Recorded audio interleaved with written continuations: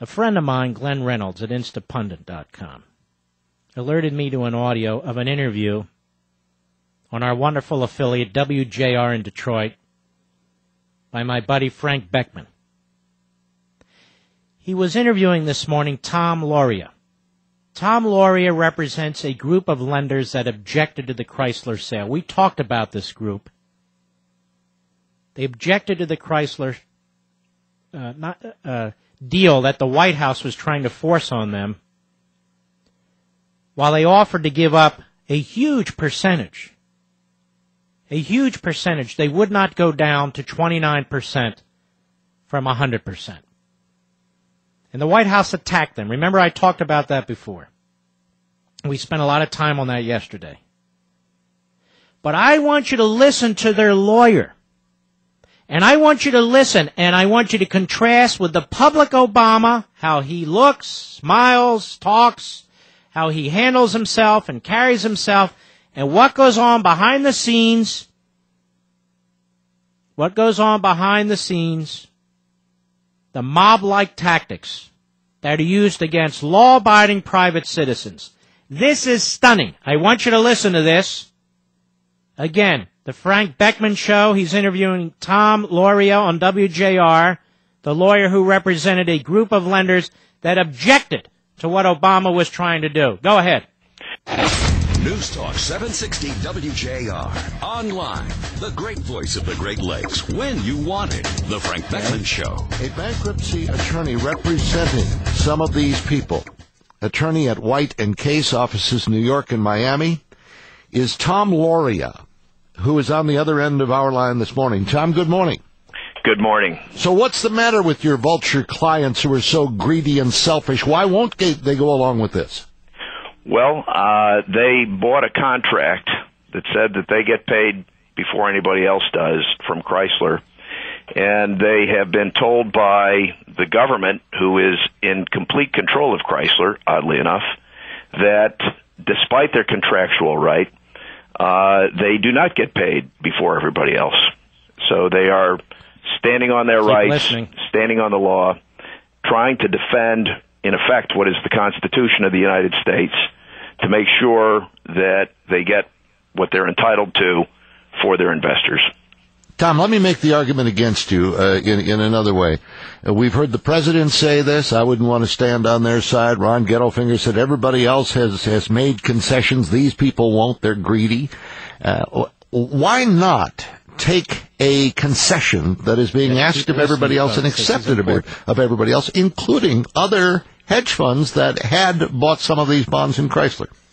Well, that's a great question, because let me tell you, it's no fun standing on this side of the fence opposing the President of the United States. In fact, let me just say, people have asked me who I represent, and that's a moving target. I can tell you for sure that I represent one less investor today than I represented yesterday. One of my clients was directly threatened by the White House, and in essence compelled to withdraw its opposition to the deal under threat that the full force of the White House press corps would destroy its reputation if it continued to fight. That's how hard it is to stand on this side of the fence. Was that Perella Weinberg? That was Perella Weinberg. All right. Now, let me just tell you. All right, that's enough. Did you hear that, folks? Do you know what's going on in this country as I speak, ladies and gentlemen, where private citizens and private entities are being threatened and smeared and intimidated? That's Tom Lauria, a lawyer for one less client. The White House threatened to drag his clients through the mud unless they dropped out of the challenge, and one of them did.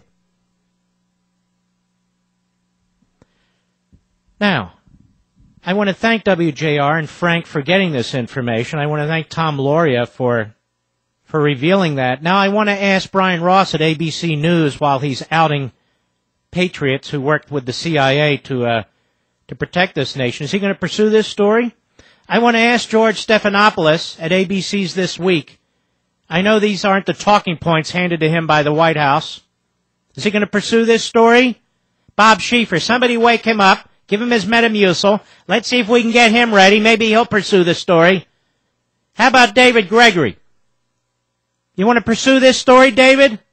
You've always struck me as a decent guy. Somebody needs to pursue what's going on in the White House behind the scenes and stop playing games and make it nice.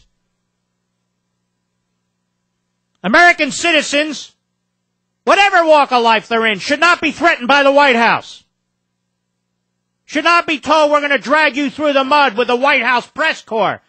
So confident is the White House that they have the White House press corps wrapped around their little finger.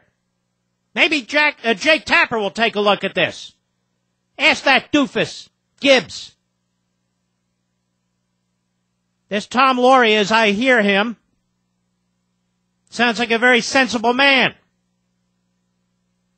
Now, we will link to this audio, or you can go to instapundit.com. I'll send it over to Drudge, too. This thing needs to get out. It needs to get out. I mean, do you know how much of this must be going on in the shadows? With the banks and the financial systems? You know what must be going on with one business after another? Threatening them, warning them, punishing them? We've got a little mob activity going on in that Oval Office, ladies and gentlemen. A little mob activity.